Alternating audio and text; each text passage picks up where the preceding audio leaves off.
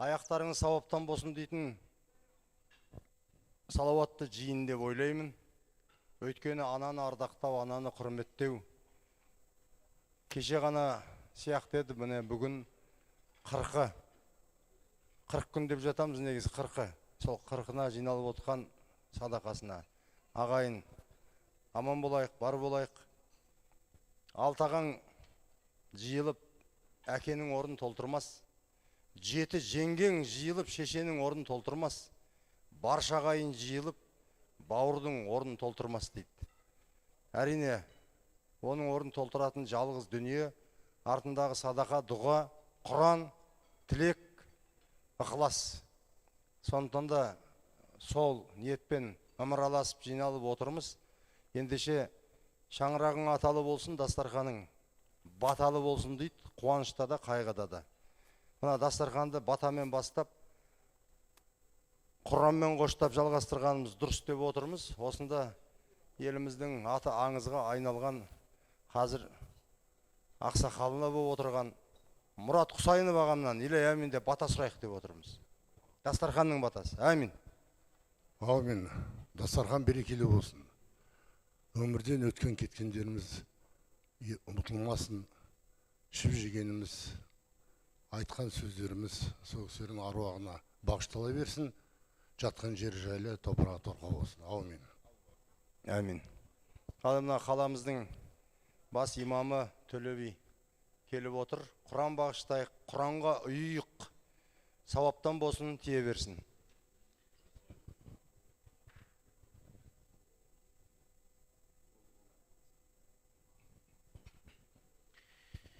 أعوذ بالله من الشيطان الرجيم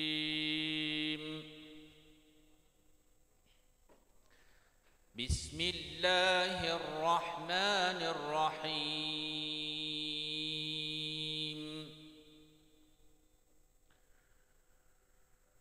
يا أيها الناس اعبدوا ربكم الذي خلقكم والذين من قبلكم لعلكم تتقون الذي جعل لكم الأرض فراشا والسماء بناء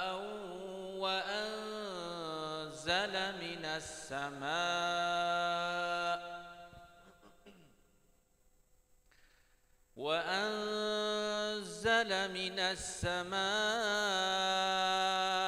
ماء فأخرج به من الثمرات رزقا لكم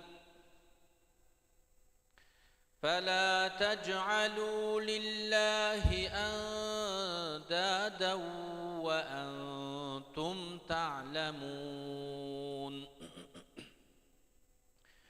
وإن كنتم في ريب مما نزلنا على عبدنا فأتوا بسورة من مثله وادعوا شهداءكم من دون الله إن كنتم صادقين فإن لم تفعلوا ولن تفعلوا فاتقوا النار التي وقودها الناس والحجارة أعدت للكافرين صدق الله العظيم سبحان ربك رب العزة عما يصفون وسلام على المرسلين والحمد لله رب العالمين آمين жаратқан жаббар ием, Құран аяттарын қабыл ет, хасыл болған сауабын сүйікті пайғамбарымыз Мұхаммед Мұстафа саллаллаху алейхи уассаламның мүбәрәк рухына, әулеттеріне, сахабаларға, осында отырған әрбіріміздің дүниеден өткен ата-баба, ағайын туыс ата-аналарымыздың рухына және де арнайы бүгінгі бас қосуымызға себеп болған Ысқақбай қызы Жолдыбала апамыздың рухына бағыштадық. Алладан рахым, пайғамбардан шапағат болғай. Жаратқан Жаббар ием, марқұмның жатқан жерін жайлы ет, топырағын торқай ет. Артында қалған ұл-қызға, ағайын туысқа Раббым өзің болаттай берік болуды, көркем сабыр нәсіп ет. Бүгінгі мынау алыс жақыннан осы отбасының қайғысын сейілтейік деп келіп отқан ағайынға да Раббым өзің жар бол, жақсылықтарыңды жақын ет, жаманшылықтан қашық ет. Бүгінгі Құран оқылған, жайылған дастархан, барша айтылған тілектің Раббым өзің жақсылықтарын, сауабын апамызға сауап боп жетуін нәсіп ет. Вальхамдулиллахи раббил аламин. Аллаху акбар. Қабыл болсын. Амин, қабыл болсын. Ал дәмнен алып отырыңыздар. Біз енді осы Құраннан кейін бірден Жолдыбала апамыздың өмірі туралы өнегелі, тағылымды тағдыры туралы, ғибратты ғұмыры туралы сәл шағын фильм бар екен. Назар аударып, соны біле отырсақ, таныса отырсақ, дұрыс бола ма деген ниеттеміз. Ендеше назарларыңыз экранда болсын. Жолдыбала апамыздың өнегелі өмірі жайлы бір өрнекті дүниені бірге көрейік, қадірлі ағайын. Би атаның тұқымынан тарағаннан болар, асыл сөздің қаймағын сүзген ақын жанды һәм ақылман адам ет анашым. Тектінің тұяғы, асылдың сынығы деп сыйлаған ел жұртына анамның құрметі де ала бөтен. Сенген үміт ақталып, орындалған арманым, жаратқанға қол жайып, сұрап, тілеп алғаным деп, өмір есігін ашқаннан бастап жыр өлеңмен әлди айтқан анамның арқасында сөз өнерінің бал уыз қаймағына бесігімнен қанып өскен баламын. Әкесінің ақ періштесі деп төбесіне ту қылып көтерген қара шаңырақ әрқашан анашыммен қастерлі, анашыммен қасиетті, бастысы анашыммен биік ет. Біз екеуміз сырлас едік, біз екеуміз мұңдас едік. Мама, маматайым, өсіп өнгеніңше емес, бақыттымын дегеніңше қолдап қорғаймын деуші едіңіз. Маңдайыма әкем марқұм іспетті, бір әулеттің жалғызы, бірақ бар қазақтың Нұрғалиына демеу болу, бар қазақтың Нұрғалиына сүйеу болу жазылыпты. Неге екенін білмеймін. Фаризаға мұңын шаққан Мұқағали ойыма оралады. Аңыз адамның көз жасын сүрту, қазақтың бір жапырақ қызына берілген марапат па, жоқ әлде машақат па, анығын біле алмадым анажан. Бақыттымын, яки бақытсызбын деп айта алмайтыным да содан. Ақырғы деміңіз үзілерде, Нұрағаны жаутаңдатпа, Нұрағаны жалғыз қалдырма жарығым дедіңіз. Қазақ мәдениетін, қазақ әдебиетін ұлықтаған ұлы жүрегіңіздің алдында басымды идім анажан.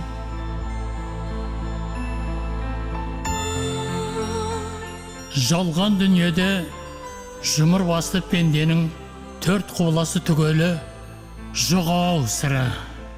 Жасым ұлғайып аурумен дегенде жаныма жалау болар жан іздедім. Өйткені мен де бір кем дүниесіз емес едім. Жас күннен қалам қағазды серік еткен қаламгер қызын, қазақтың қартаң тартқан қарапайым әншісіне аналардың анасы ғана, мүмкін ұлы ана, бәлкім иманы мен ибасы келіскен кемеңгер ана ғана қиса керек. Ақ адал жүрегіңіздің алдында басымды жерге жеткенше идім әзиз ана. Сан мың тағзым сізге, сан миллион құрмет сізге. Ең алғаш кездескен сәттен ел ағасы деп ерекше сыйладыңыз. Басымдағы батпандай зәл мұңымды, таудай тауқыметімді талқыға салмадыңыз. Тек жанарыңыздан жасыңыз парлап тыңдадыңыз зар күйімді. Сіз маған жан дүниеңіз сыздаса да, жүрегіңіздің бір бөлшегін сыйладыңыз. Ғұмырымды ұзартқан ғибратыңыздың алдында қарыздармын жан ана.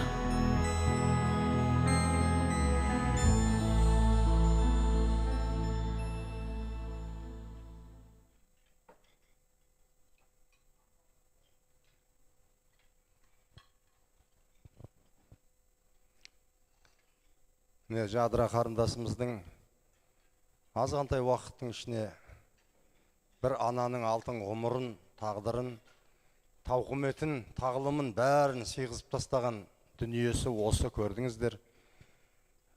Жардың да бір кісідей азабын тартқан, ауыртпашылығын көрген, балалардың да бар қайғысын көтере білген, қыздары қанша қызырлы болса да, соның жолын тосып бақытты болса екен деп батасын беріп жүрген ананың тағдыры осындай. Жаратылыс саз бен сөзден басталғанда тіршілікке тасталған. Топырақтан жаралғаным рас болса, не іздеп жүрміз аспаннан. Аспан дедім асалмайтын асуды, жер деп айттым топырақты шашулы. Тіршілікте бірікпейтін отпен су бүлк-бүлк етіп тамырында қосылды. От пен судан жаралған адам біз, пендеміз. Оты сөніп, суы сарқылғанда әркім топыраққа айналады. Бұл жазмыштан қазақ озмыш жоқ дейді. Ендеше мынау Нұрағамның шаңырағына тас түскен жеріне ауыр дейді. Жадыраның жанына, Нұрағамның арқасына аяздай батып отырған мынау ауыр қайғыны бөлісіп келген барша ағайынға сауаптан болсын. Арасында енді ықыластарыңызды білдіріп көңіл айтам. Бірақ бір-екі ауыз әңгімемді айтам дейтін ағайындар болса, микрофон дайын. Мен отырым осы жерде.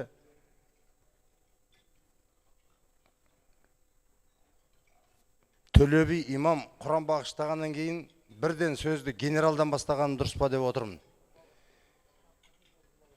Сәт аға, Жолдыбала апамыз Ысқақбай қызы, өзі бидің ұрпағы екен, 5 уақыт намазын қаза қылмаған Алланың жолындағы ана, осы бала шағаның біраз шаруасын шатқаяқтатпай, әке орнына әке, ана орнына ана болған асыл абзал адам. Соның мынау ел боп, жұрт боп, қайғысына ортақтасып, Нұрағам мен Жадыраның жеңгеміздің ортақ ниетіне келіп отырмыз. Өзіңіз бастап беріңіз бір ауыз. Сәт аға.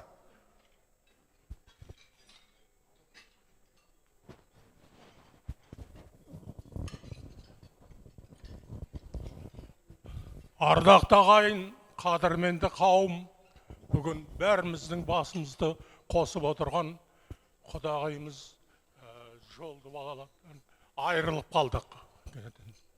О кісі иманды болсын, жаны жанатта болсын дейміз. Біз бәрімізді пендеміз, қолымызда ешқандай билік жоқ бұл жағынан. Бұл табиғат өмірдің заңы. Сондықтан ұрпақтарға барлығына қайғысыларына ортақтасып көңіл айтамын. Қайда жүрсін өздері аман сау болсын. Құдағайдың орны ерекше, үлкен кісі ақыл есет. Бірақ біз бәріміз пендеміз, оны ажалға кім қарсы болады? Қарсы бола алмаймыз. Сондықтан көңіл айтам ұрпақтарға бәріне. Ұзақ бақытты ғұмыр берсін Алла тағала. Өздеріңізге де барлықтарыңызға да өмірден озған Құдағы иманды болсын, жаны жанатта болсын. Әмин. Рахмет, қабыл қылсын. Ал енді келесі сөздің реті Нұрағамның өнердегі інісі, бүкіл руханияттағы ірісі, Жадыраны да жақсы көретін үлкен ағасы, Алаштың аяулы азаматы, біздің көкеміз. Алтынбек көке, өзіңіз бір ауыз бұндай кезде бекем бол деп бекітіп, жұбатып көңіл білдіргеннің өзі қандай жақсы. Ортақтасып қайғыны азайтқан деген осы. Ассалаумағалейкум, қайғылы қауым. Балдаурен өтіп басынан, жамылған жаулық жасынан, базарын үйде тойлаған баланың кетпей қасынан. Жапагер мынау жалғанда жаманнан жаны шошқан, жақсыны көрсе қуанып, көңілі судай тасыған демекші. Жадыра Нұрғалияға айналайын. Енді аяулы ананың аты ана. Мінеке айырылғары 40 күндей уақыт болып қапты. Шын ниетімнен, шын көңілімнен мына өнер азаматтарының атынан көңіл айтам. Жатқан жері жайлы болсын, анамыздың көріп ем. Жадыра айналайын, сенен енді үлкен жүректі азаматшасың ғой. Анаңды арқаңа көтеріп, арбаға итеріп, дәрігерлерге апарып жүргенді көргем. Артық айырылы болсын ағайын. Басқа не айтамыз енді, артық айырылы болсын, жатқан жері жайлы болсын. Әмин. Қабыл қылсын. Ал енді осында Нұрғали ағамның да әріптестері, інілері, бауырлары бәрі отыр. Қазір арасында рәпәті кеп қалар. Оған дейін келесі сөз тізгінін әдейі берейін деп отырмын. Жадыраның жүрек жарды хабарының өзі бүкіл елдің жүрегін оятқан, санасын сілкіген, түйсігіне сәуле берген, талай тағдырды халықтың алдына алып шыққан дүние. Бәріміз білеміз. Осының бәріне жанашыр қамқор болатын кім? Ол аға, ол ұстаз. Жадыраның осы радио, телевидение саласында жүрген кезде ұстазы, бәріміздің ағамыз, бәріміздің де ұстазымыз. Осында Қайнар Олжай ағам отыр. Қайнар аға? Ағалардың, үлкендердің алдына түсіп кеттім ғой деймін, оған кешірім сұраймын. Жолыңыз үлкен.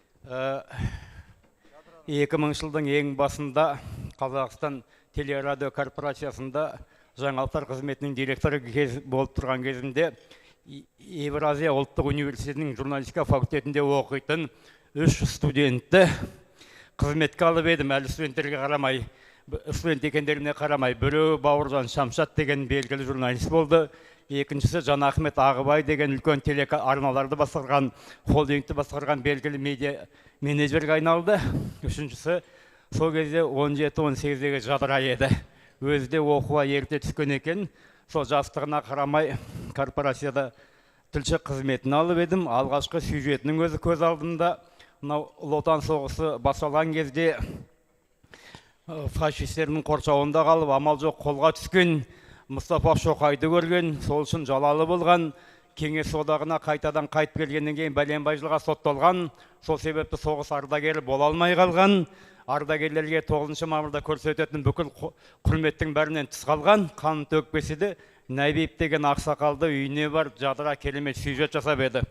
Сол кезде жап-жас, міне содан бері қаншама жыл өтті, сол кездегі Жадыра көз алдында. Мынау Қадыр Мырзаұлының өлеңі бар, балалық туралы.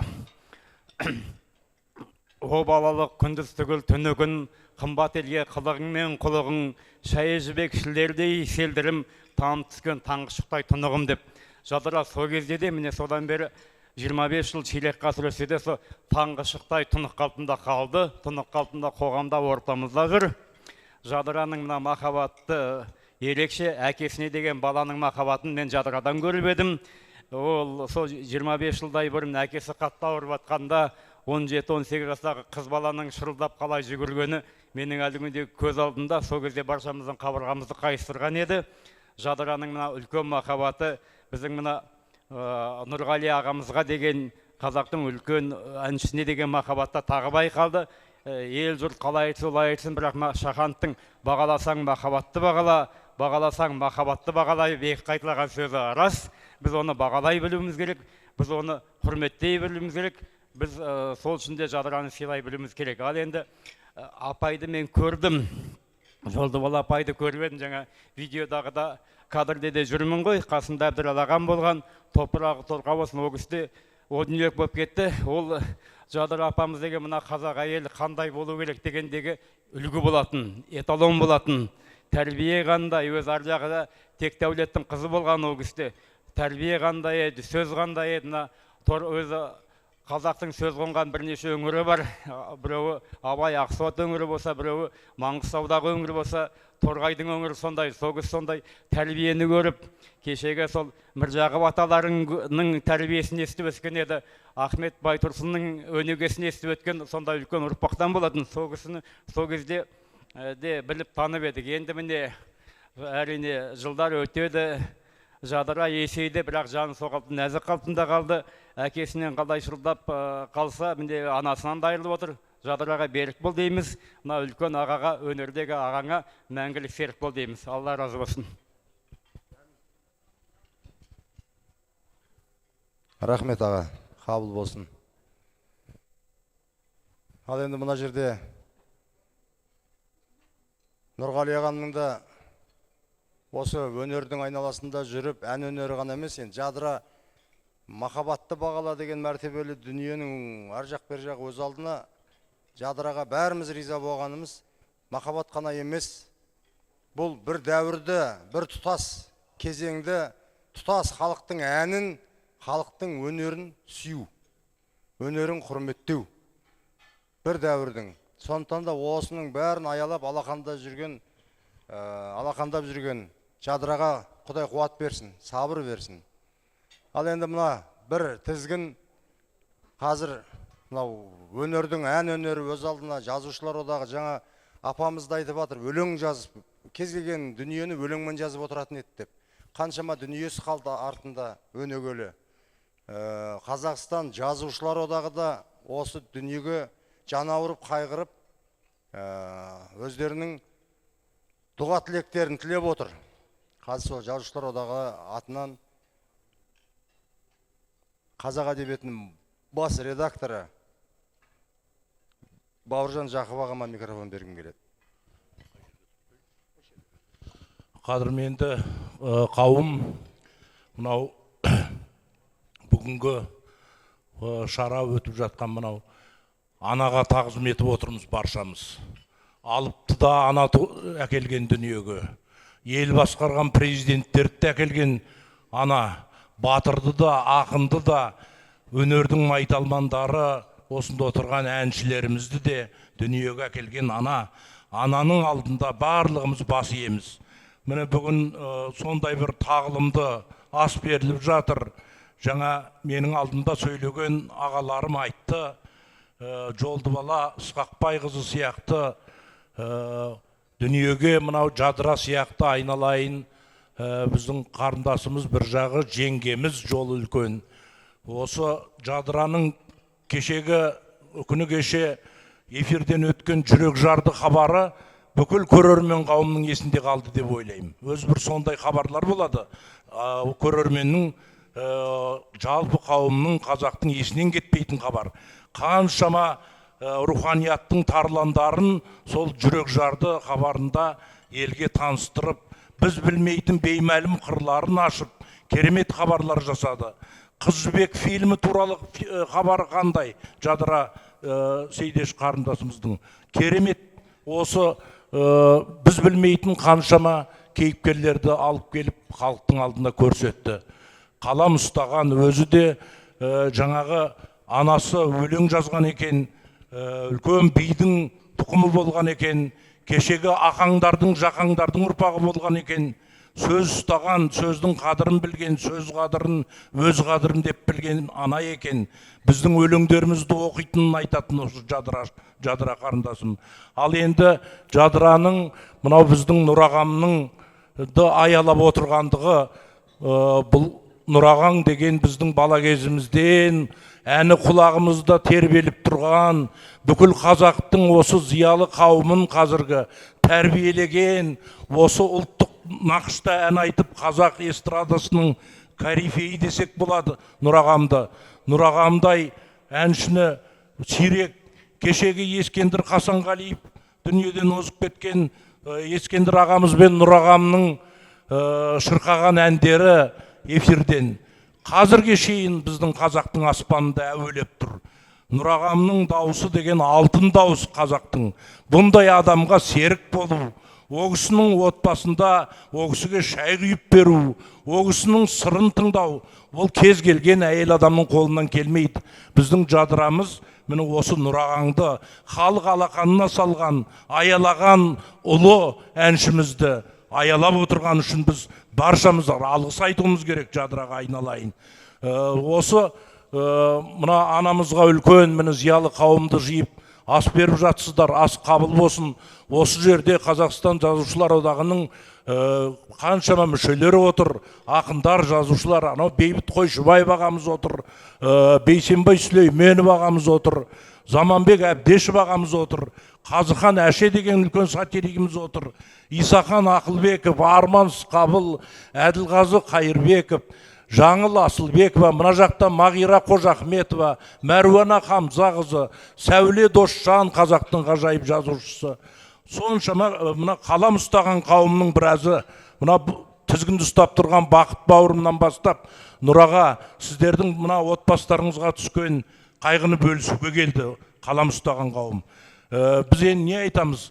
Анамыздың жатқан жері, Жолдыбала Ысқақбайқызының жатқан жері жәннат болсын. Жәннаттың төрінен орын алсын, Кәусар бұлағынан сусындасын. Алладан рахмат, пайғамбардан шапағат тілейміз. Біздің осы отбасында жамандық болмасын. Нұрағамыз елдің алақанында Жамбыл Жәкемнің жасына келіп, одан да асып жасай берсін. Елінің шапағатын бөлеп, елді осы әнімен әлдилеп, Нұрағамыз ортамызда жүре берсін деген тілекті қаламгерлер қауымы айтынан айтқым келеді. Жадыра жеңгемізге де әрі қарындасымыз үлкен тілектер тілейміз. Берік бол айналайын. Анадан айырылу оңай емес.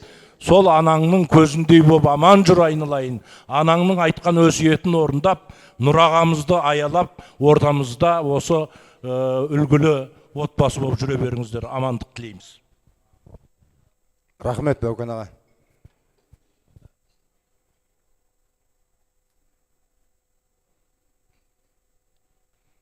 Бұтағы бар ағаштың саласы көп, бауыр еттің аласы жоқ. Қолдағы алтынның иесі табылса, ешкімнің де таласы жоқ деген екен. Сол алтынды Алла тағала берген кезде бәріміз қуанып, шүкірлік қыламыз. Сол алтынын қайтып алған кезде күшеніп күпірлік қылма деген екен. Сол сияқты алтынын өзі береді, өзі алады. Қашан алатынын біз білмейміз. Дегенмен бізге сабырлық пен дұғадан басқа ештеңе қалмайды. Сол дұға тілегіміздің бәрі қабыл болсын. Қазір енді осы Жадыра журналист болғанмен әдебиетке де, мәдениетке де, өнерге де өлшеусіз үлес қосып келе жатқан қыздарымыздың бірі. Енді осы ән өнеріндегі Нұрағамның бауырларының алды, ақсақалы, жаңа үлкен дастарханға ықылас жасап отырған Мұрат ағам бір ауыз ықыласын білдірсе. Қадірлі ағайын, мына хабарды естіп, әрине біздің отбасында біраз күйзеліс болды. Біріншіден айтайын дегенім, Нұрағаң маған өте жақын. Мына орысша айтқанда духовно дейді, екеуміз сырласып жүргенімізге 50 жылдан асты. Ол кісі әрине менен үлкен, жолды үлкен, бірақ талай бүкіл одақты аралап концерт бердік. Талай мемлекетті болдық. Сонда әңгімеміздің барлығы жарасатын. Ол кісі маған ақыл айтатын, мен ол кісіні тыңдайтынмын. Бұл кісі тек қана керемет әнші емес, халыққа, қазақ халқын дүние жүзіне танытқан. Бұл кісі өте мудрый адам, өте тәрбиелі және айтқан сөздің бәрі кәдімгі бір оқ атқандай. Ешқашан арты аңымайды, біреуге ренжіп, біреуді балағаттап көрген жоқ. Мұндай таза адамды мен көргім жоқ бұл өмірімде. Сондай менің Нұрағам. Мен інісіндей жақсы көреді, мен оны туған ағамдай жақсы көремін. Сөйтіп жүргенде бір күні Жадыра телефон шалды, мен үйде отырғам. Осындай мен журналист едім. Мен енді жалпы кім болса соған интервью бере бермейтінім. Сен кімсің дедім, осылай аға біраз өмір баянын айтып осында қазір журналистика факультетінде оқимын, осындай КТК телеарнасынан хабарласып отырмын, жас журналистпін дедім. Не шаруаң бар деп едім, осындай бір хабар жасап жатыр едім, соған сізден интервью алайын деп едім. Кел дедім, сонда Жадырамен таныстым, жап-жас қыз, әлі гүлі ашылмаған дейді ғой. Келді, мінекей жанымда бәйбішем отыр, бірге отырып, балаларды жинап, бір үлкен, сонда жаңа хабардың аты жүрек жарды, соның бастамасы еді. Сонда бастамасын, әлі мен танымайым. Сонда бір 4 сағат отырып, қатты жақсы сөйлестік. Сол хабар шықты, содан бастап Жадыраны мен біле бастадым, және тілші ретінде де, қарындас ретінде жақсы көре бастадым. Ал енді мына өмірдің байқап отырсыз ғой, өзі бір заңы бар. Ағамыз қиналып, ауырып, қайта-қайта больницаға түскен кезде Жадыраның кездесуі. Екеуінің бірге болып бастауы. Мұны әркім әртүрлі айтады. Айналайын қазағым, болып жатқан жағдайды сынай бермеңіздер. Ол үшін Нұрағаңның жүрегін түсіну керек. Ол үшін Жадыраның жүрегін түсіну керек. Сөйтіп барып, қалай бас қосты? Қазір өсек көп. Анау мынамен ажырасып кетіпті. Мынау мынамен қосылып кетіпті. Онда ешкімнің шаруасы жоқ айналайындар. Басқа шаруаны ойлау керек. Еліміз ел болу керек. Соны мына қазіргі жағдайдың, халықтың жағдайы білесіздер қиындау, соны айтуымыз керек. Біз баяғы өсек отбасындағы. Оның керегі жоқ. Ол өсек Нұрағаңа және Жадыраға ол жоламайды. Мен екеуінің де бір-бірін тауып осындай отбасын құрғанына мен ризамын. Бір жағынан Нұрағаң жас емес, жаңа дұрыс айтты журналист ініміз. Нұраға жақсы жылу керек. Сіз бере аласыз ба жылуды? Мен бере алам ба? Тек қана әйел ғана заты бере алады. Аға әлі қартайып тұрған жоқ, көріп отырсыздар, бірақ жасы біразға келді. Жадыра айналайын, саған ризамын мен.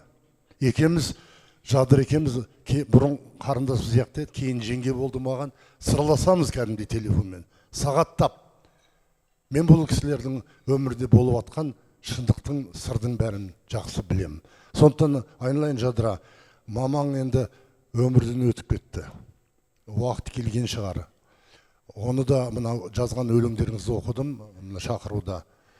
Ол кісі де біраз қиналған екен, және сіздердің жағдайларыңызға орта болып, бірге кейіген екен, бірге жылаған екен. Жатқан жер жайлы болсын.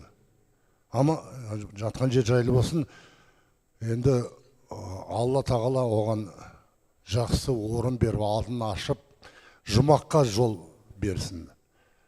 Өздерің аман болыңдар. Нұраға, сізді мен жақсы көрем, білесіз. Біздің семьямыз сізді пір тұтады. Осылай жүре беріңіз. Сізде адаммен кездескем жоқпын. Шын айтам ағайын. Бүгін осылай қайғылы жағдайды айтып отыр демеңіздер. Мұндай таза адам өмірде бірақ туады. Сондықтан аман болыңыз аға. Жүзге келіңіз. Жадыра, айналайын, ағаны тастама, жанында бол. Жасын ұлғайтуда, оның кісінің жағдайын жасау да сенің қолынан келеді. Басқа ешкімнің қолынан келмейді. Біз тілектеспіз. Рахмет. Өткен адамның жұмақта болсын жаны.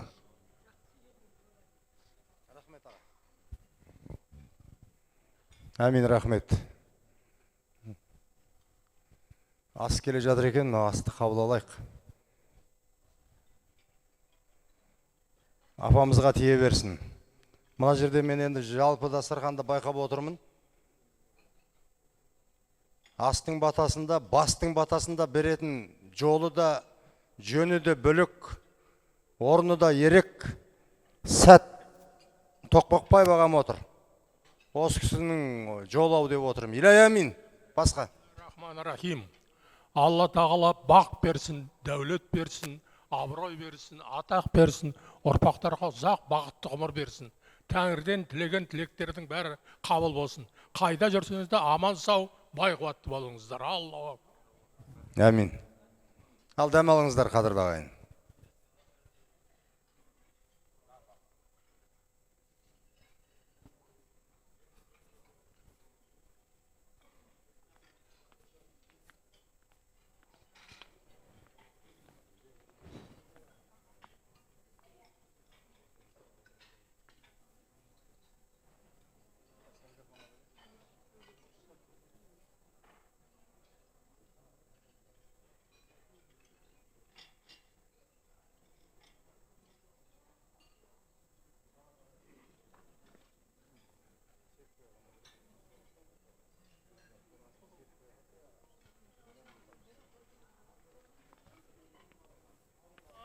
Мен тағы бір сөз тізгінін ұстатқым келіп отыр осында.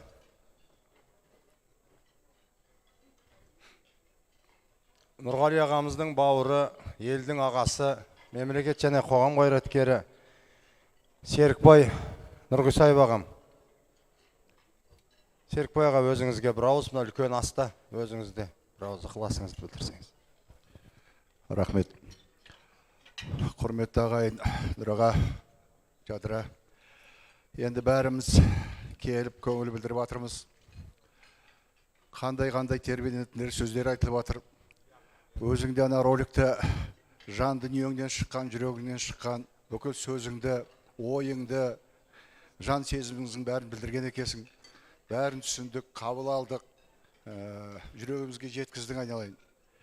Бұл жерде енді өмірге келгеннен өмірден озбайтын адам жоқ қой. Бірақ енді әр адам өзінің өміріне байланысты, өмір жолына байланысты, өзінің тектілігіне байланысты, өзінің сана сезіміне байланысты, жүрегіне байланысты көңіл айтқан адамдардан да көңіліне жетем-ау деген сөзді тілеп, соны қабылдап, соған сүйсініп, соны сағынып, солай болса екен деген сияқты ақ ниетімен әрбір айтқан сөз айтқан азаматтарға осы жан тәніңмен соған беріліп тыңдап тұрсың да, ол да сенің бойыңдағы үлкен табиғи қасиетіңізді, ата-бабалардан келетқан тектіліктің жолын көрсетіп тұрған қасиетіңді білдіреді. Сондықтан да ағаларымыз, жас үлкен ағаларымыз айтып кеткендей, Нұрғали ағамызбен бас біріктіруде оңай емес. Шет жағасы біздің семьяда да бар, оның қалай екенін шет жағасын бізде білеміз.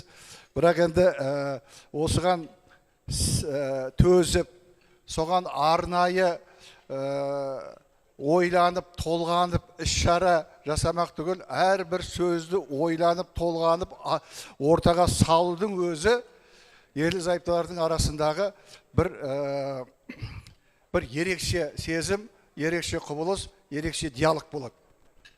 Сол диалогтарыңыз жарасып атыр. Мұрат ағам жаңа жақсы айтып кетті соларды. Жақсы білдіріп кетті.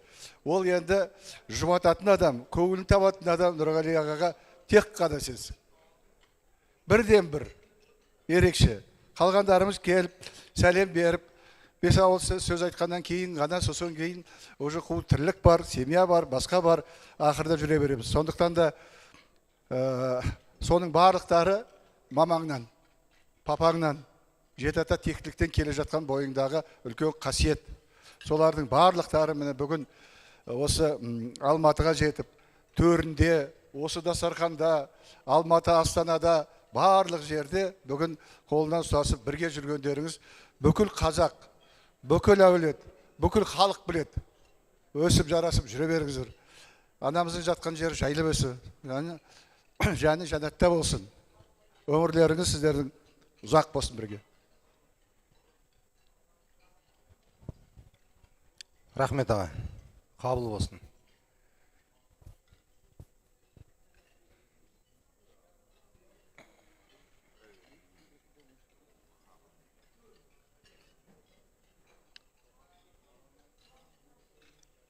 Ал қадірлі ағайын, осы жерде енді Жадыра жағына да ауысып, Жадыраның әр еңбегіне, әр шығармашылығына шын қуанып жүрген ұстаздары баршылық қой. Дегенмен осы жерде қайғысына ортақтасып, сөз жәрдемі болсын, ықылас пейілі болсын, дұға тілегі болсын, бәрін аямай жүрген ұстаздар бар.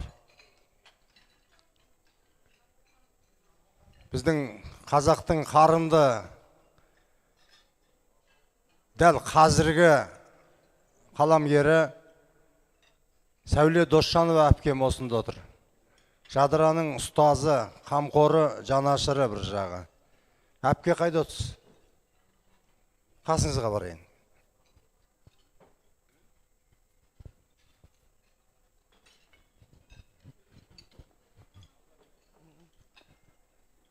Барлықтарыңызға сәлем бердік. Жадыра айналайын, жадренок дейтін жаңа біздің қайнағамыз айтты. Сол кісі айтқандай, жадыра кішкентай 18 жасында келді Астанада КТК-ға. Жадренок деп еркелетіп шақыратынмын. Әлі маған сол жадренок болып жүр. Айналайын, анасын көргем, жадыра әжесінің қызы, атасын баққан. Мен ойлаймын, сол үлкен кісілерге деген, атасы мен әжесіне деген үлкен махаббаттан баланың жүрегінде сондай бір мейірім шапағат қалған. Сөйтіп біздің Нұр ағамызға деген сол мейірім шапағат ауысты. Өйткені үлкен кісіні баққан балалар өзі сондай болады. Сондықтан жадренок, сенің анаңның орны ешқашан толмайды, әрине жаным. Аман болыңдар, ағам аман болсын. Халықтың алақанында жүрген Нұр ағамыз. Міне бүгін мына бүткіл халық сол Нұр ағамыз арқылы саған қайғысын білдіріп отыр. Қайғыңа ортақпыз. Сенмен КТК-да жұмыс істеген кездеріміз, біз онда Қазақ радиосында істейміз. Сонда күндерімнің әр күнімді кейде сағынып есім алып жүрем, айналайын. Сенің атыңды естіген сайын сондай. Сен тағдырың ерекше, енді ерекше тағдыр болды, жаңа өзіңде киноңды айтыпсың ғой. Сол тағдырың баянды болсын жаным енді. Ағамен бірге бақытты болып, анаңның атын, атаңның атын, әжеңнің атын жақсы шығара бер. Қолыңнан келіп атсақ, қаламыңды тастамай жалғастыр.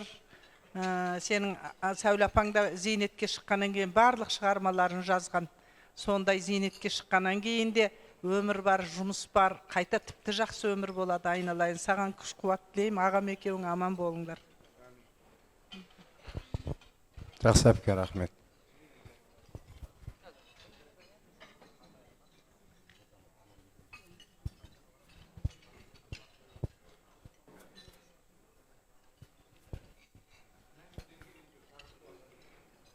Қазір.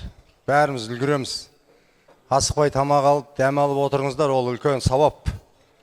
Қалдырмай тие берсін деп дәм алып отырсаңыздар, үлкен сауап болады. Ендігі бір сөздің реті келіп отыр осында.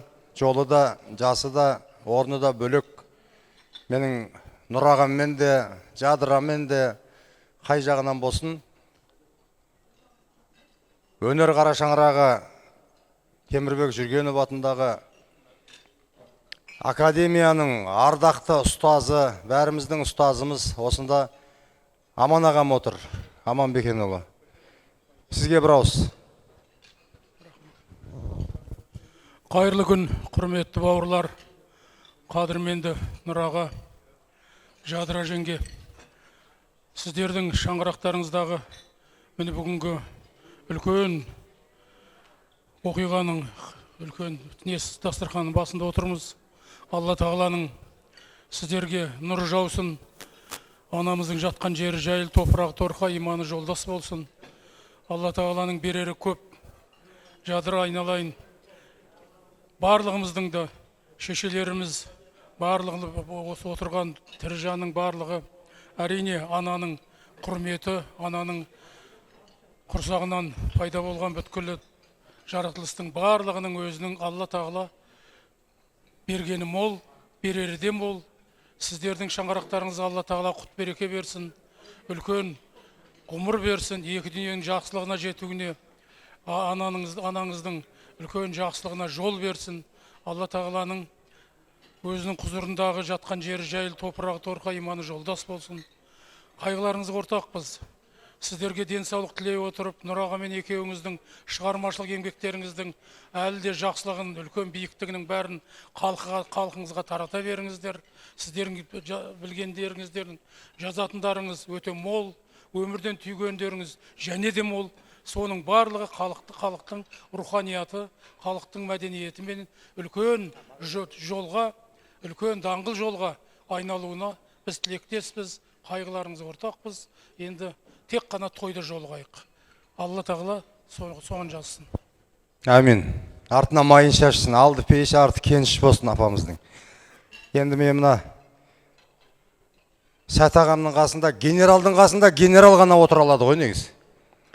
Марат Тоқашбаев ағамда сөздің генералы болып отыр, мына жағында. Мына Жанат ағамыз отыр. Бір ауыз. Мына Нұр ағаммен 70-ші жылдардан бері қарай 50 жыл болды ма? 55 жыл бірге дос болып, бауыр болып келе жатқан ағамыз. Құрметті қауым, Нұрғалиді 1972 жылы екеуміз кездесіп, Алтынемелге барып, таудың бөктерінде бір қойды сойып, ет жеп, сода танысып едім мен. Енді міне, бүгін қызым Жадыра қызым, мен үлкен балам 63-те. Мен өзім 86-тағы кісімін. Ана 9 ай көтереді, ақ сүтін бір өсіреді. Түнмен ұйықтамай, бесікке салып, қолпаштап біздер өсіріп жеткізеді. Осы ағаналардың, осы жерде отырған ақ жаулықтардың, ананың, мен өзім әкеше көрмеген адаммын. Мен детский домда Подольск 40-шы жылы воспитываться еткен адаммын. Содан кейін ақ жаулықтар ер азаматтың абыройын өсіретұғын, ер азаматты құрба-құрдастарына сыйлық ұратұғын, ер азаматтың нәсібін ырыс-береке қылатұғын, сендер ақ жаулықтар. Айналайын Жадыра қызым, міне Құдай қосып, мамаңылық салт беріп, Нұрғали екеудерін қосылып өмір сүріп жатсыңдар. Айналайындар, осы шаңырақтарына қыдырата қонсын, босағадарына бақыт болсын, ырыс-берекелерің мол болсын, жегендерің май болсын, қарындарың тоқ болсын, өмірдерің ұзақ болсын, 80-ге кеп, 90-ға кеп, немере, шөбере, шөпшек сүйіп, содырға ақылшы боп, дана боп, адасқанға пана боп, жақсыны мақтап, нашарды жақтап, батадарыңды беріп, тілеудеріңді тілеп, ақылдарыңды айтып, өмір сүріп жүріңдер. Ол екіншіден, үшіншіден, енді мамаңның жатқан жері торқа болсын, жаны жанытта болсын. Қалған ұрпақтарын немере, шөбере, шөпшек тілейтұғын. Баяғыда үлкен кісілер айтатұғын, жаңбырмен жер көгереді, батамен ер көгереді деп. Сосын мамаңның артында қалған немере, шөбере, шөпшектеріне тілейтұғын. Жас ұрпақ өмірлі болсын, тұрмысы көңілді болсын, ата-анаға мейірлі болсын, ағайын тұсқа пейілді болсын, өнеге білімге жиынды болсын, он саусақтары майысқан шебер болсын, елі қорғайтын батыр болсын, шындықты айтын ақын болсын, халқым деген жүрегі болсын, жұртың қамқор тірегі болсын, абыройы өрлесін, ел алдында ерлесін, жаманшылық көрмесін, айбат-шылық нан болсын, ұрпағына ұран болсын, бастарында панасы болсын, астарында аттар болсын, шаңырақтары биік болсын, отаударында бірлік, терлік, бейбітшілік, иманшылық болып, бейбітшілік заман болсын. Аумин, Аллах акбар. Ой, Жанат аға, рахмет. Мына батас, генералдардың батасының өзі астың батасы емес, жауға шабатын бата ғой мұнан бәрі. Адам рухын көтеріп жібереді. Рахмет, қабыл болсын. Ал енді осында мен сөз бермеуге болмайтын үлкен апам отыр. Қазақ әдебиетінің, қазақ руханиятының, қазақ журналистикасының қазіргі анасы, аяулы апамыз Мағир апай Қожахметова. Мағир апайдың да бір ауыз ықыласын тыңдайық.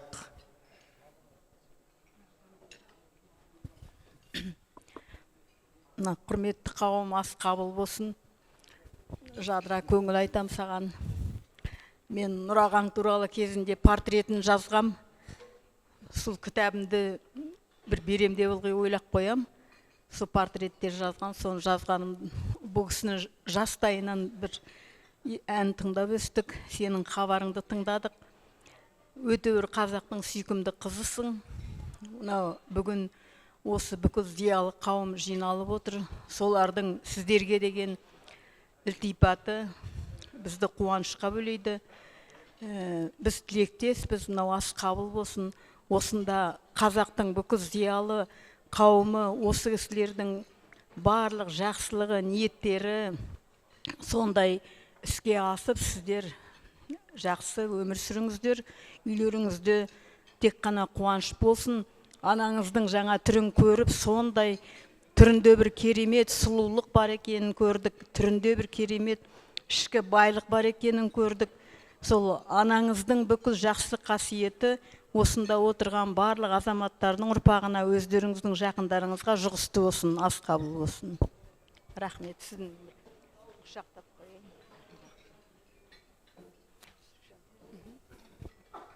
Рахмет, апай. Қабыл болсын, ниетіңізге рахмет. Құйып ал жақсы сөзді санатыңа, құстың да қуат берген қанатына. Табиғаттың бәрінің анасы бар, аналдың да басқалар бала тұлға. Кейбіреу еш жиғанша сайланады, толдым деп еш жиған соң жайланады. Сөйлесе кімдер қарсы әкесіне, өмірде бала бағы байланады. Сөйлесе кімдер қарсы анасына, қалады табиғаттың наласына. Сондықтан да аялап, аналардың тірісінде жеткен жақсы бағасына дейді. Біздің жадырамыз, Құдайға шүкір, ананың ақ батасын алған, ақ жолға салған, міндет парызын өтеген, шырылдап боз торғайдай жанында жүрген, барлық жөн жосығын жасая білген адам, асыл жан. Сондықтан да анаңыздың әруағы разы болсын, рухы шат болсын. Енді осында жадыраның ұстазы, қазақ сөз өнерінің сөз ұстаған біздің әпкелеріміздің арасындағы арыстаны Қымбат Әбілдағыз әпкем отырсын. Әнеки, сіздің жұбатуларыңыз, сіздердің дұға тілектеріңіз деген үлкен күш береді, рух береді. Жадыраның ұстазы бір жағы.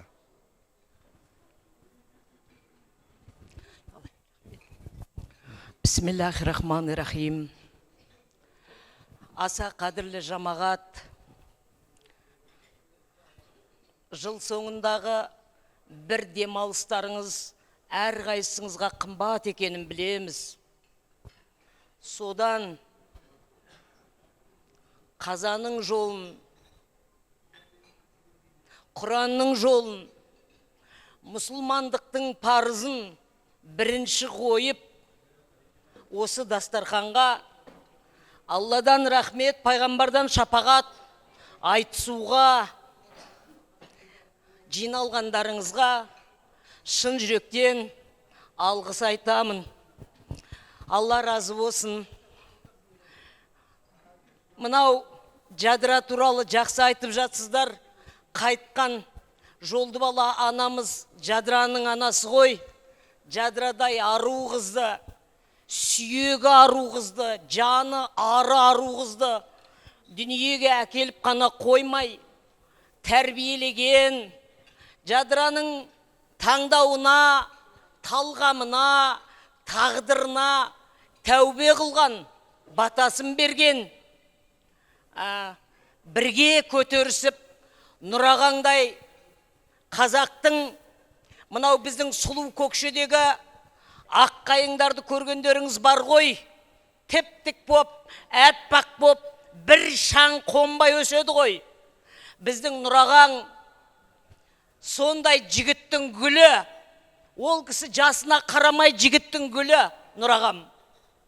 Біз Казгуде Қадыр Мырзалиевтен семинарлық сабақ оқыдық. Со кезде өмір және өлең, өмір және ән деген тақырыптармен ой айтып, ой толғаушы едік. Сол кезде Қадыр ағада біз сұрақ қойған кезде Қадыр аға айтатын, бүгін бір аунап жатсын, о кісінің де 90 жылдығы ғой биыл.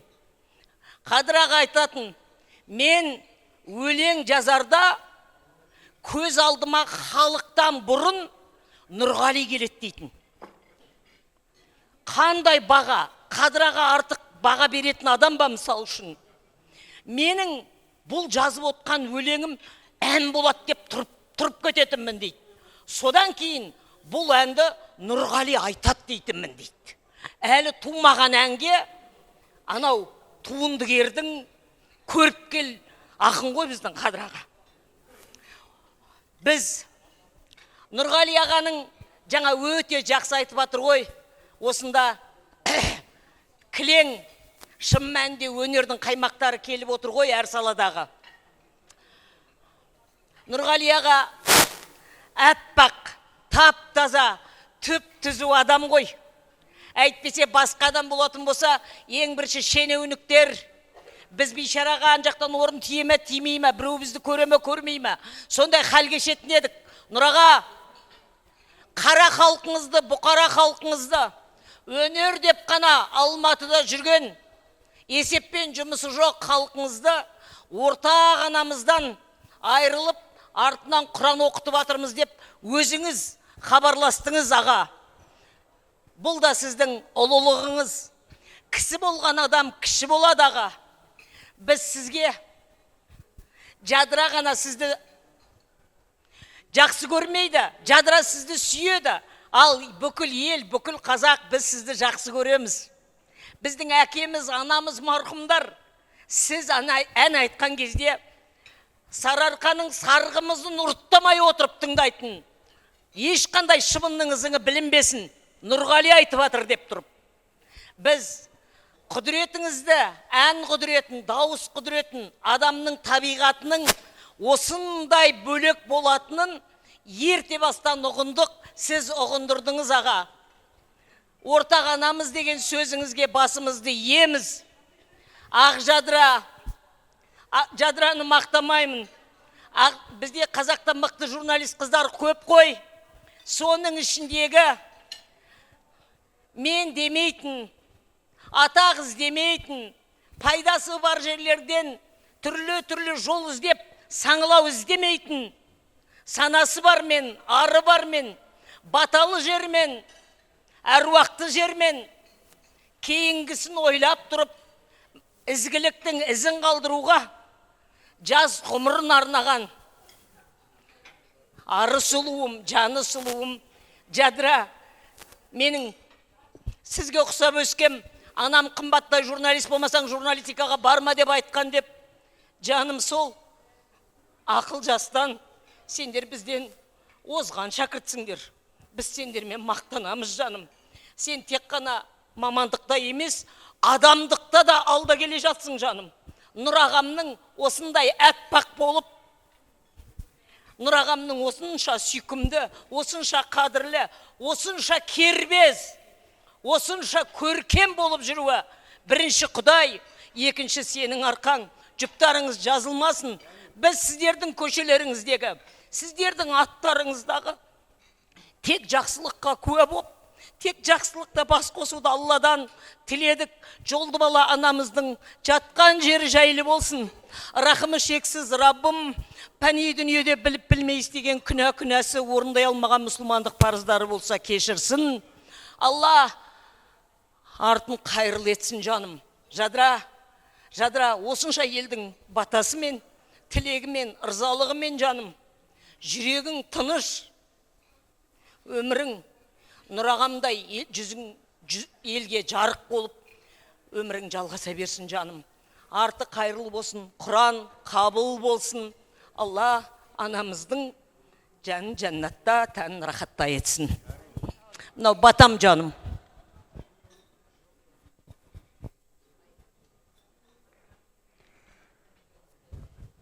Ал қадірлі ағайын, өзі де әңгімемізді, ықыласымызды, дұға тілектерімізді қайратын, қорытындылайтын уақытқа да жақындап келе жатырмыз. Сәл сабыр етейік.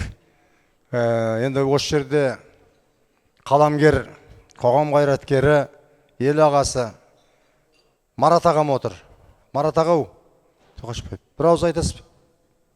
Айтыңыз, ықыласыңызды білдіріп. Сізге өстіңін.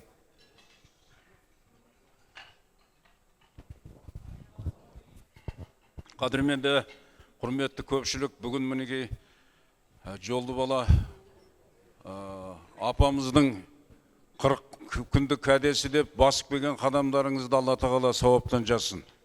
шын мәнінде ана жүрегі, ана пейілі осы Нұрағаң менен Жадыра екеуі бас құрайтын кезінде соның бәрін естіп, біліп, соны шын көңілімен, аналық пейіліменен өзінің қызын мына қазақтың арыстандай алып тұлғасы Нұрағаңа қиғанының өзі қандай үлкен ерлік, қандай қаһармандық деуге болады. Біліп тұр, көріп тұр жағдайдың бәрін. Ал енді сол қызы Жадыра айналайын мінеке Нұрағаңа шын мәнінде жар болып, жар дегенде бұл тек қана әйел болу емес, оның әрі серігі, әрі досы, әрі жанашыры болып, әрі көмекшісі болып, міне қаншама уақыттан бері екеуі бірге келе жатыр. Міне екеуі үйленген сәттен бері мен осы шаңырақтың жанында бірге жүріп, осы кісілердің қуаныштарына ортақ болып, реніштері болса, оларын бірге бөлісіп, бірге келе жатырмыз. Шын мәнінде бұл Алла тағаланың екеуін екі жартына әкеліп бір бүтін қылған бір Алла тағаланың ғажайып мұғжизасы деуге болады. Сондықтан мына бүгінгі күнде бүкіл келіп отырған ағайынның атынан, күлі Қазақстан жазушыларының атынан, біздің әріптестеріміздің Жадыра айналайын жеңеше қайғыңызға ортақпыз, бәріміз бөлісеміз, марқұмның жатқан жері жарық, топырағы торқа, иманы саламат болсын. Алла тағала сіздердің некелеріңізге бұдан да ары мықты беріктік беріп, ел жұрттың алдындағы беделдеріңіз аспандап, көргендеріңіз тек қана жақсылық болсын дегім келеді. Рахмет. Рахмет аға. Ал қадірлі ағайын, енді Нұрағамыздың артында Құдайға шүкір қара ормандай елі бар, жұрты бар. Бірақ қарындастың орны бөлек, жөні ерек. Нұрғали ағамыздың қарындасы, қазақ өнерінің саңлағы, Алталаштың ардағы, Мүсіреп театрының актрисасы, менің апам Гүлжамал Қазақбаева ханым отырсын. Бір ауыз. Ой, рахмет жан, мен Жалайыр екенді. Қадірлі қауым, қадірлі осы үлкен асқа шын жан тәніменен ортақтасайын деп келген, осы қадірлі адамдардың қайғысына ортақтасуға келген қадірлі ағайын, армысыздар. Мен өзі Нұрағаммен бір топырақтан жаралған, бір ауамен демалған, бір жердің Нұрағамның туған қарындасымен бір класста оқыған сондай адаммын. Бірақ та жаңағы өзі де қымбат, сөзі де қымбат айтпақшы. Біз әлгі үлкен адамдардың қолтығына кіруге саңлау іздеп, жаңағы жылу іздеп, қанаттың астына кіруге тырысып жүретін адамдардан емеспіз. Ол біздің мүмкін үлкен қателігіміз де шығар. Мүмкін біздің жаңағы тектілігіміз шығар. Мүмкін енді білмеймін қандай екен. Бірақ еш уақытта мен сондай едім аға.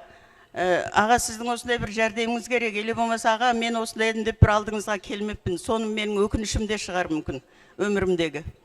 Бірақ сыртыңыздан тілеулес болып, сіз біздің еліміздің, бүкіл қазақтың мақтанышы болып жүргеніңіз үшін біз мақтанып, кеудемізді керіп, басымызды жоғары ұстап жүреміз аға. Аман болыңыз. Сіздің әрбір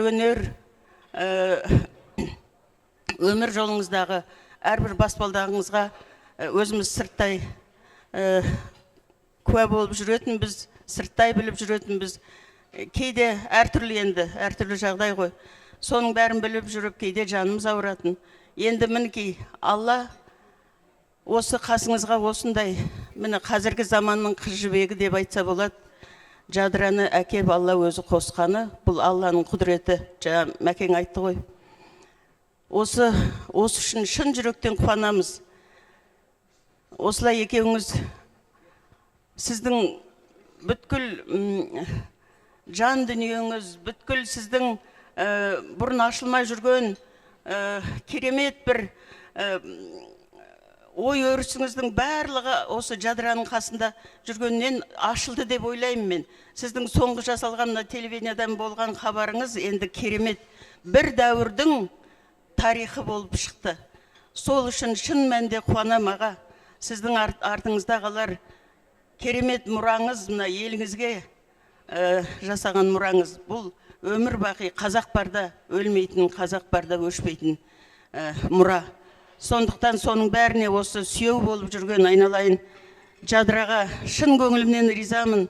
Қайғысына ортақтасып, анасының жатқан жері жайлы болсын. Барлық қазақтың анасы ғой. Сіздің жаңағы шақыру билетіне жазған лебізіңізді естіп қатты өзім бір жылап алдым.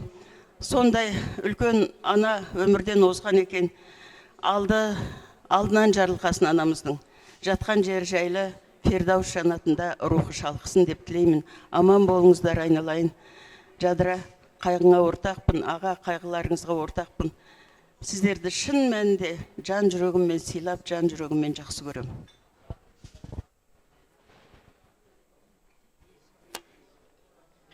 Рахмет. Ал қадірлаған, әрінен біліп отырмын. Бәрімізде бір ауыз айтқымыз келеді дегенмен сөз жарыс, жиналыс болып кетпесін. Келгендеріңіздің өзі бір дұға, келгендеріңіздің отырғандарыңыздың өзі бір тілек. Соның бәрі қабыл болсын. Мен қазір мына жадыраның өзінің ықыласы бойынша ұстаздарым сөйлегені дұрыс еді деп отыр. Қазақ журналистикасы, телевидениенің ардагері қазіргі. Ағасына айналған менің Арман ағам отыр. Қайда отыр? Арман Ысқабыл ағам. Шығып кетті ме? Шығып кетті. Ау. Мынау Егемен Қазақстан ел газетінен келіп отырған Жұмагүл апам дейді. Жұмагүл әпкем қайда екен? Сол тиі. Қайда? Ал тәте.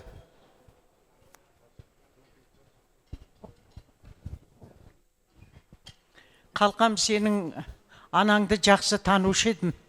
Ол кісі маған Мұхтар Әуезовтің галереясынан түсе қалған аналар, Олжан анамыз сияқты, Зер анамыз сияқты елестейтін. Соның бойындағы бүткіл тәлім, тәрбие, жүрген тұрысынан бәрі көрініп тұратын. Сенің тәрбиеңнен көрініп тұратын. Сенің қаншалықты биязы, бүткіл арыңды да, барыңды да сақтай білген бал екеніңді мен білемін. Ылғи арамыздағы байланыс үзілген емес. Жаңа жұрт, жалғыз мен емес, жұрттың бәрі жақсы өледі екен. Соған риза болып отырмын мен соны. Сенің де жүрегіңнің жылуы Нұрағаң мен қазақтың ән өнерінің патшасы сияқты ғой кісі. Сол кісімен табыстырған сол жүрегіңнің жылуы, сенің сезімталдығың деп ойлаймын жаным. Анаңның арты жақсы болсын. Жаңа жұрттар жақсы әңгімелер айтты. Соның бәрі қабыл болсын. Ажал деген айтысатын дау емес. Алысатын жау емес. Алла құнсыз жаратады, пұлсыз жарасады, құнсыз алды. Енді бәріне берекет болу керек. Мен оның қайғысын білетін бір адам болса, сол мендей ақ болар. Сондықтан қазақ қайырлы болсын, тым күйрекке салынып кетпе, тұңғиығына тартып кетеді екен. Анаңның анасын ешкім қасына алып жүрген жоқ. Сол осы Құраныңды оқытып, челпегіңді пісіріп, есің алып тұрасың енді. Өзің бекем бол жаным. Аман болыңыздар, Нұрағаң екеуің. Рахмет.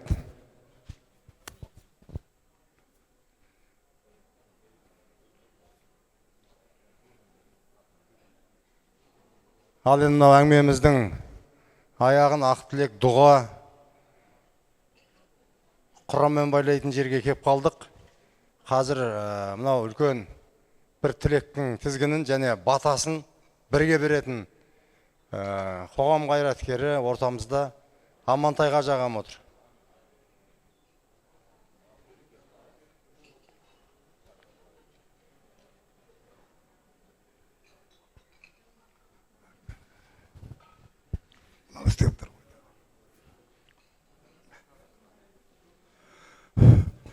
Bismillahirrahmanirrahim.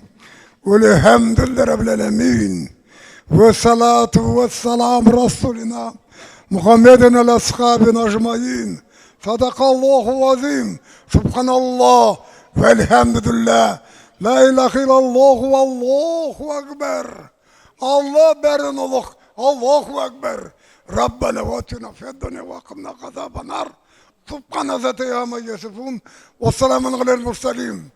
O Kudayım Allah Teala, Kazağım, yerim jerim Kazakistanım, din İslam'dağı bavurlarım, varık jinagan eserdeki bavurlarım, mına berip atkan asımız aynalayın, mına general Saat Köküm Bataberdi kabul bolsun, Tölebi bas imamımız kabul bolsun, tağda bir ret, men Allah'ın büyüğünü orundap, Mekke'de emas, Madina'da bir sadakalarım var, onu jengşeme tapsıram.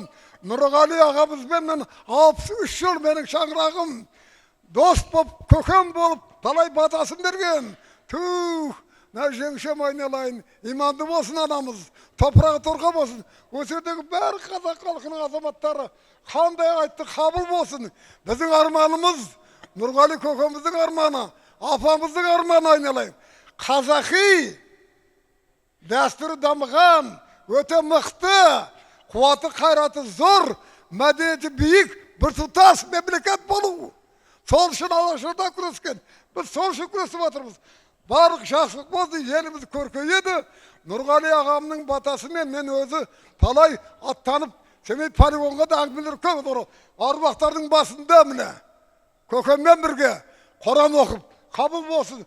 Buna barlığına rizamın aynalayın. Tuh, aytamadık. Ömürlerin uzak bolsun. Nurgali kökem, jengşem, urbaqtarмен birge Kazak halkı 50 milyon, 100 milyon bop, мәңгі бақи иманды мемлекет болып жасай берсін. Аумин, Аллаху акбар. Қабыл болсын. Амин, ой, бәрекелді. Ал қадірлі ағайын, Төле би имамға микрофон берейік. Мынау үлкен асты түйіндейік. Апамыздың жатқан жері жайлы болсын. Басыңнан өтпей, Құдайдан жетпейді деген сөз бар қазақта. Сол сияқты жадыранында жағдайын маған түнде ғана айтылды, түсініп, екі бірдей ағадан, әкеден, одан кейін анадан, арт-артынан айырылу оңай емес.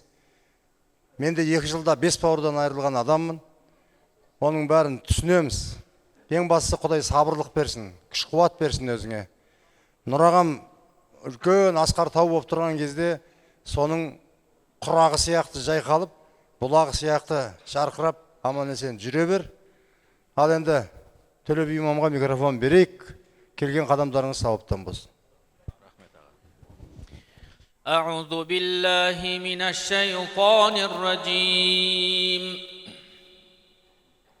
بسم الله الرحمن الرحيم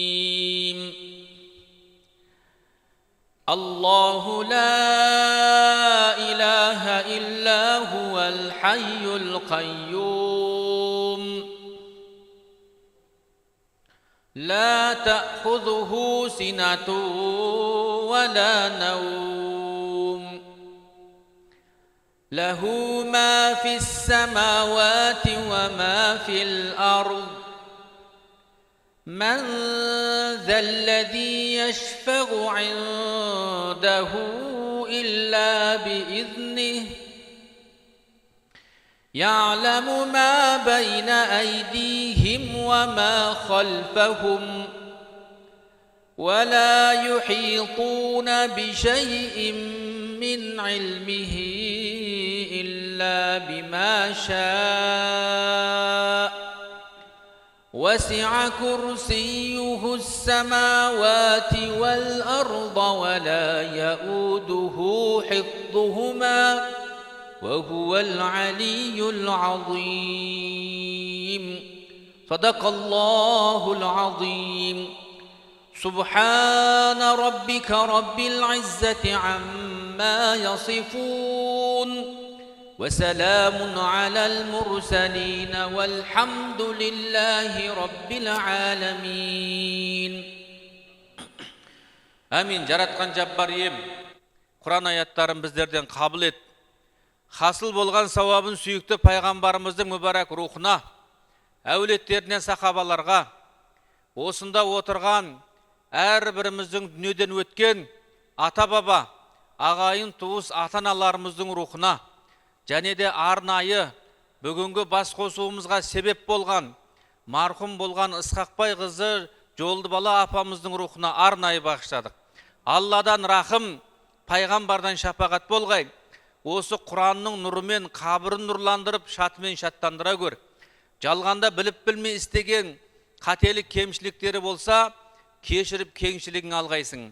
Жаратқан Жаббар ем, оқыған намазын, келтірген иманын Раббым өзіне серік ет.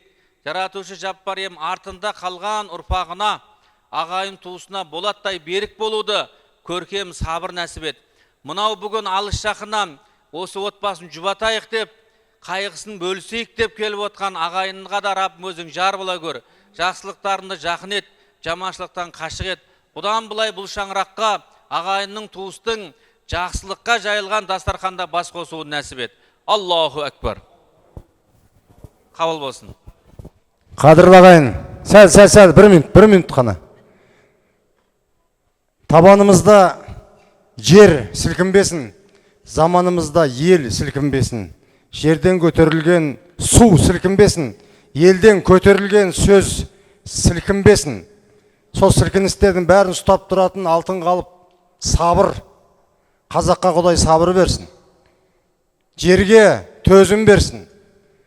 Бүгін қазақ театр және кино өнерінің абызы, аңызы, кешегі бір ғасырдың корифейлерінің соңы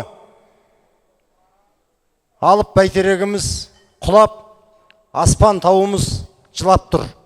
Асанәлі Әшімов ағамыз пәниден бақиға өтті. Бағандадан бері бізде мына апамыздың асын өз өлімнің де өз мәдениеті бар, астың да өз мәдениеті бар. Құран оқылғаннан кейін хабар айтайық дедік. Және Асекеңдей асыл ағамыз, абыз ағамыздың мынандай аяғаста бүкіл қалың қазақтың қабырғасын қайыстыруын айтпай кету мүмкін емес ағайын. Қазаққа Құдай сабыр берсін.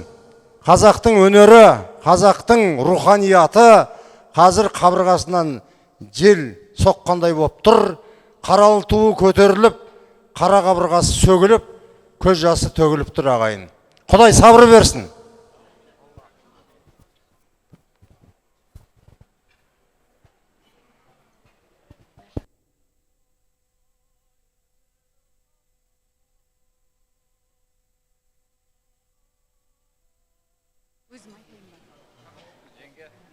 Отбасыларыңызға жақсылық болсын. Ана Дания інімізді келген, келіп тұрып, асығаған